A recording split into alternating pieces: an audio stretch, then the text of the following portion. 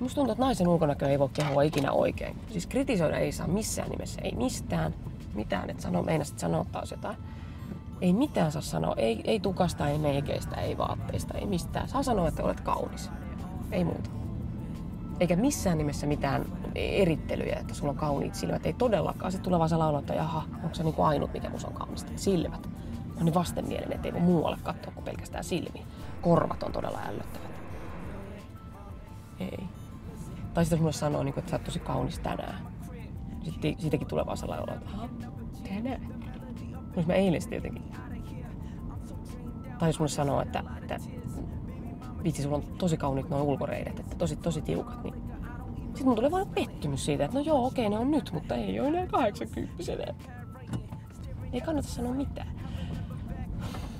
Tai saa sanoa naiselle, että olet upea joka ikiseltä millimetriltä ja sielultasi joka ikinen sekunti. Niin saa sanoa.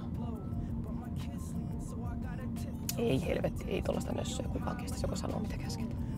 Ei, unoha koko juttu. Ei.